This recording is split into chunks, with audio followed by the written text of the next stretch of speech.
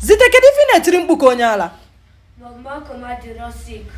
Kotu bụ na ọdịrọ sick, ị bụ dọkịta.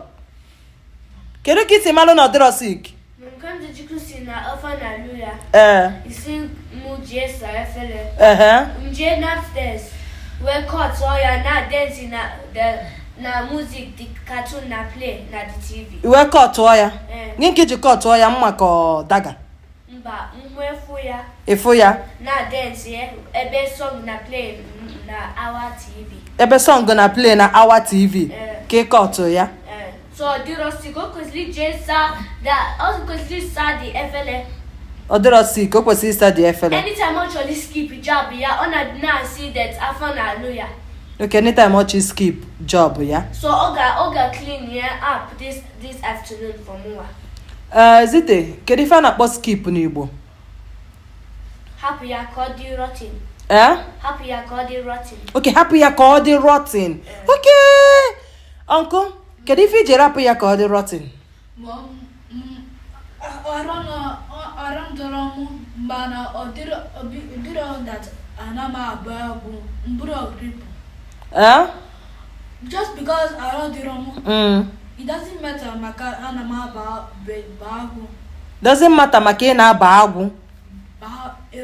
Gba egwu. Oke arụ adịrọ gị doesn't matter na ị na-agba egwu. Onye arụ adịrọ a na-agba egwu.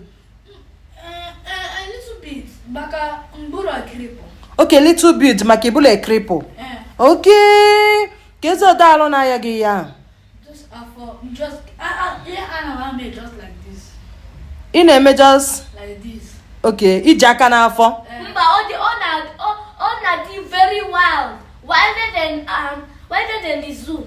Ka ọ na-aba egwe. Wider than the zoo. Ọ na-eme.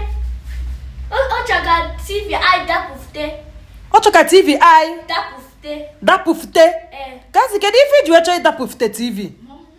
Made this thing because the song Anamaba the romantic and song here make it the romantic. Gini bụ romantic? Song the calm, something like that. Song the calm bụ romantic. Ọ na-eme gị ka ị na-eme gị. Just like just pay attention but we just na-agba egwu just small. There is the one who button na the room when I buy look at this. When I chuck all when you move from the team. All the one na chọka o welu gị. Ka otu bụ iwelu gị.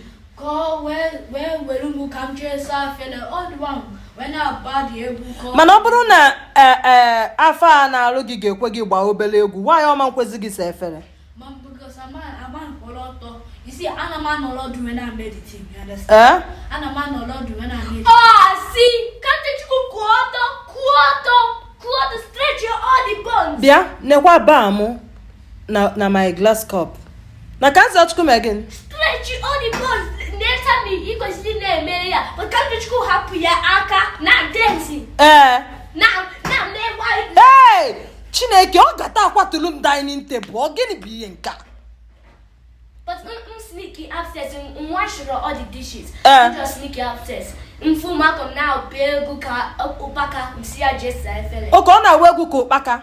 Okay. So msia jesa efele no eba. Ọ dịrọ true. Kedu nke dị true?